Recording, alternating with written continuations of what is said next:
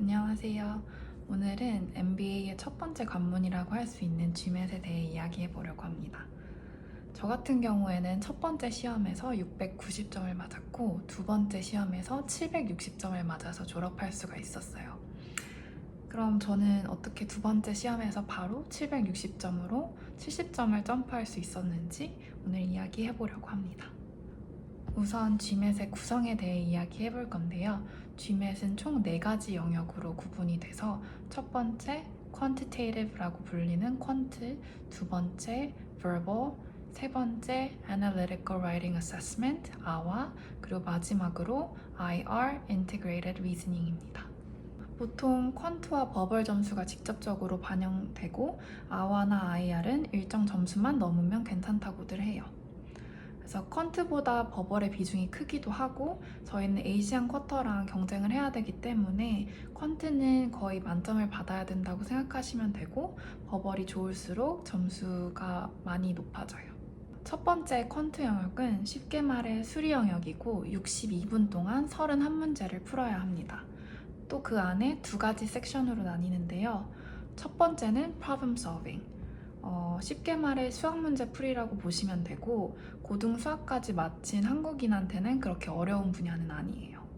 다만 처음에는 영어로 된 수학 용어가 익숙하지 않을 수 있어서 처음에 이런 개념만 좀 잡고 가시면 쉬운 영역이라고 할 수 있습니다.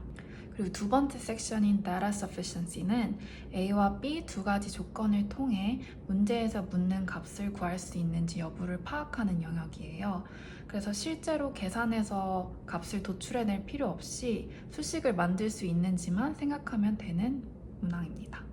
그리고 두 번째 영역인 버벌은 단순 독해보다는 논리력을 파악하는 영역이라고 생각하시면 돼요. 버벌은 36문제를 총 65분에 풀어야 하고 총 3가지 세트로 구분이 됩니다. 그래서 첫 번째는 critical reasoning, 3가지 중에서도 가장 논리력을 요하는 문항이에요. 짧은 지문을 주고 뒷받침할 수 있는 보기를 고른다든지 빈칸을 채운다든지 하는 문제가 출제됩니다. 그리고 두 번째는 reading comprehensive로 긴 지문을 주고 문제를 여러 개 풀어야 하는 비문학 영역으로 보시면 되고 토플이랑 비슷한 유형이라고 생각하시면 돼요. 그리고 마지막은 sentence correction입니다. 이 영역을 보통 그래머라고 생각하시기 쉬운데 실제로는 문법뿐만 아니라 지문의 맥락을 파악해야 되는 문제이기 때문에 좀 논리력이 중요한 영역이라고 생각을 해요. 그리고 세 번째 영역인 아와는 짧은 지문을 주고 해당 지문이 논리적으로 타당한지 설명하는 분석적 글쓰기 영역입니다. 인터넷에 검색하면 템플릿이 굉장히 많이 나오는데 그 중에서 본인한테 좀 편한 템플릿을 고르셔서 외우고 그 시험 당일에 가셔서 그 내용에 맞게 조금만 고치시면 기본적으로 5점 이상은 받으실 수 있는 영역이에요. 마지막 IR 영역은 그래프와 표를 통해서 빈칸을 채우고 또 계산을 해야 되는 영역인데요. 저는 개인적으로 나머지 영역들 공부하고 실전 문제에서 연습하다 보면 충분히 익숙해질 수 있는 영역이기 때문에 따로 엄청 버버린처럼 공부를 열심히 하실 필요가 있는 영역은 아니라고 생각을 해요. 다만 좀 빨리 풀어야 되는 경향이 있어서 그런 실전 모의고사 푸실 때 좀 타임 안에 푸는 연습을 하시면 도움이 될 것 같습니다. 그리고 이제 제가 GMAT 공부했던 타임라인을 좀 말씀드리면 저는 11월 중순에서 말 정도에 처음 공부를 시작하게 됐고 약 한 달 정도 공부한 뒤 12월 25일 크리스마스에 첫 시험을 응시하게 됐습니다. 원래 점수가 시험 끝나고 나면 바로 화면에 뜨는데 저는 당일에 690점이어서 바로 캔슬을 했고 그래서 영역별 점수는 사실 지금 기억이 안 나요. 근데 버버를 잘 보지 못해서 700점을 못 넘었던 것 같습니다. 그리고 그 뒤에 연말 연시와 함께 제 해외 출장도 있었고 개인 사정으로 인해서 좀 공부를 한 달 동안 놓았고요. 그렇게 2월 초에 출장 다녀오자마자부터 다시 공부를 시작해서 4월 1일에 두 번째 시험을 응시했습니다. 당일에 시험이 너무 쉽게 느껴져서 오히려 불안한 마음에 다시 검토하면서 풀 정도였는데요. 다행히 저는 한 730점 정도 예상했는데 시험 종료 후에 화면에 뜬 점수가 760점이라서 기분 좋게 시험을 끝낼 수가 있었습니다.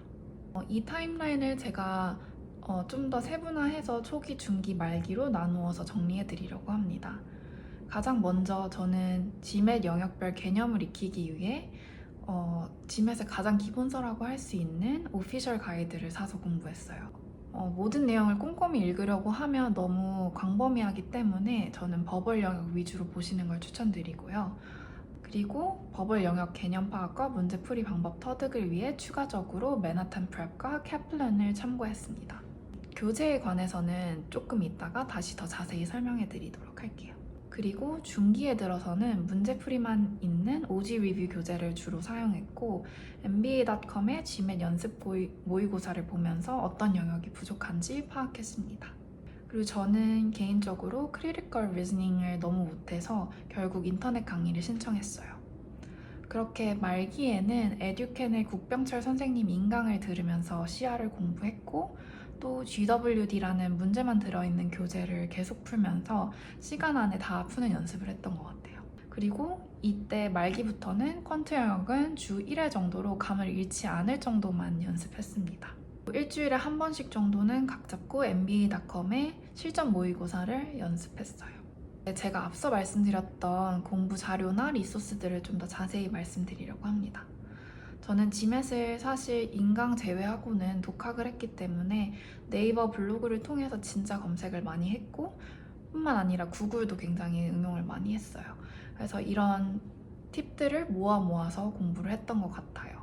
그 중에서도 제가 가장 도움을 많이 받았던 건 바로 GMAT 클럽입니다. 어떤 문제집에 어떤 문제든 검색하시면 다뿐만 아니라 실제 GMAT 강사들 혹은 저희 같은 GMAT러들의 해설을 보실 수 있어요. 오피셜 가이드는 해설집이 없기 때문에 틀려도 정확한 이유를 알기가 어려웠는데 저는 GMAT 클럽에 검색해보고 해설을 보면서 오답 노트를 만들었습니다. 뿐만 아니라 MBA 관련해서 다양한 정보가 올라오는 채널이기 때문에 GMAT 외에도 MBA 준비 시에 굉장히 많은 도움을 얻을 수 있는 채널이에요.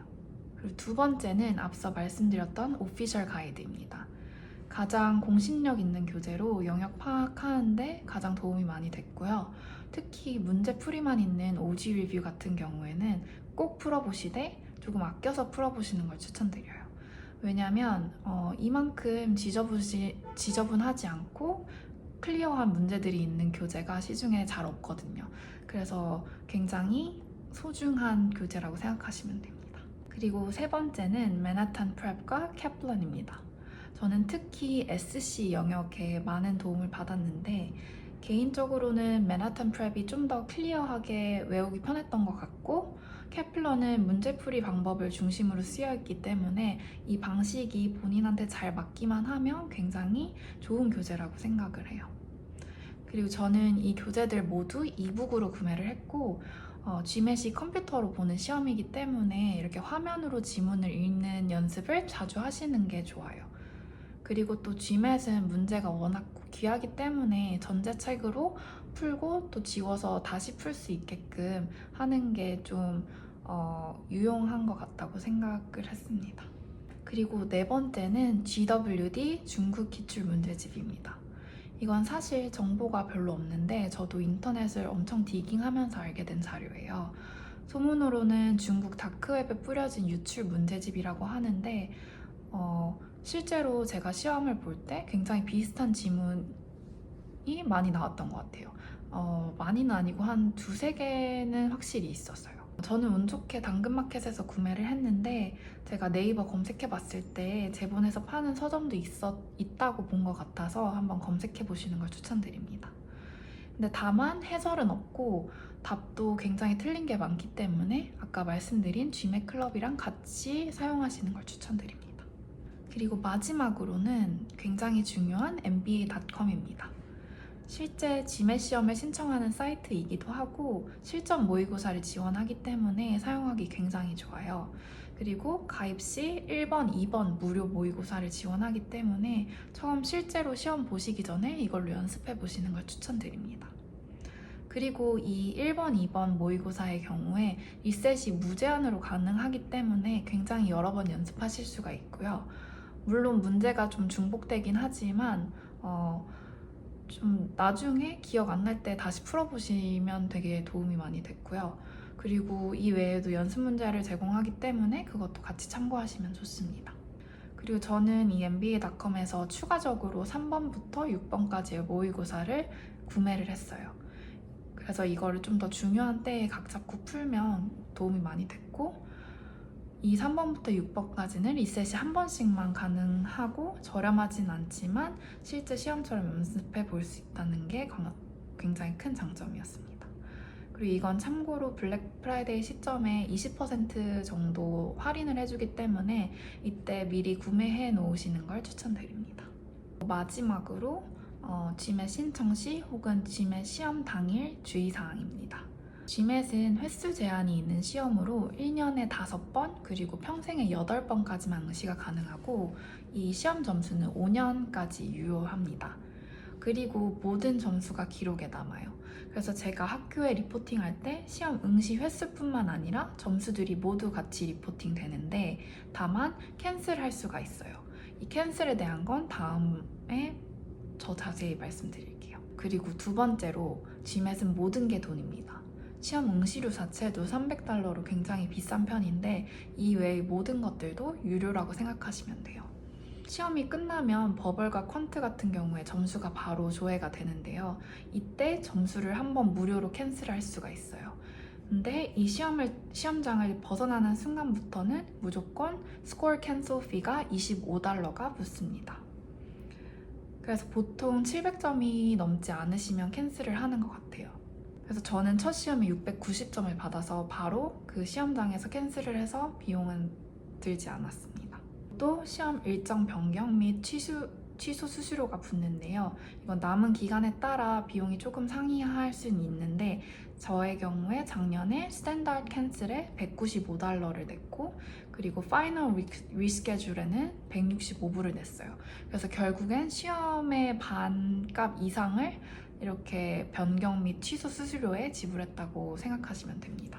마지막으로 스코어 리포팅 피가 $35가 붙어요. GMAT 시험 당일 시작 전에 미리 리포팅할 학교를 고를 수가 있는데요. 이때는 무료이긴 합니다만 점수가 얼마나 나올지 모르기 때문에 보통은 이때 리포팅 하시는 분은 잘 없는 것 같아요. 그리고 오피셜 점수를 받고 48시간 이내에는 무료로 5개 학교까지 보낼 수 있게 제공을 해주는데요. 지원할 학교가 확실히 있으시다면 이때를 노려서 5개 학교를 미리 리포팅 해 놓으시는 걸 추천드립니다. 이 외에는 건당 35불이라고 생각하시면 돼요. 세 번째로 시험일 선택 관련한 건데요. 저는 첫 시험이 연말이라 그랬는지 마지막까지 선택할 수 있는 타임슬롯이 굉장히 널널했어요. 그래서 저는 GMAT 시험이 항상 그런 줄 알고 연말 연시 지나서 3, 4월에 신청하려고 했는데 남은 날짜가 별로 없더라고요. 그래서 급하게 남은 날짜로 2개나 한 번에 응시 신청을 해놨다가 나중에 일정 바꾸랴 캔슬하랴 돈이 더 많이 들게 되었습니다. GMAT 특성상 직장인들이 많이 응시하다 보니 캔슬 건들이 굉장히 많이 생겨요. 그래서 사이트에 자주 들어가기만 해도 본인이 원하는 날짜와 시간에 웬만하면 신청이 가능합니다. 하지만 어플리케이션 라운드 종료 시점에는 응시자들이 몰릴 수가 있으니까 미리미리 신청하시는 것이 좋을 것 같긴 해요. 그리고 마지막은 시험 당일 팁입니다. 시험 당일에는 과목별 응시 순서를 미리 선택할 수가 있어요. 저는 비교적 퀀트가 쉽기도 했고 머리를 워밍업 할 시간이 필요하다고 생각을 해서 항상 퀀트 버벌 순으로 응시를 했고 이게 많은 도움이 되었던 것 같아요. 그래서 본인이 편한 순서대로 선택을 해서 보시는 걸 추천드리고요.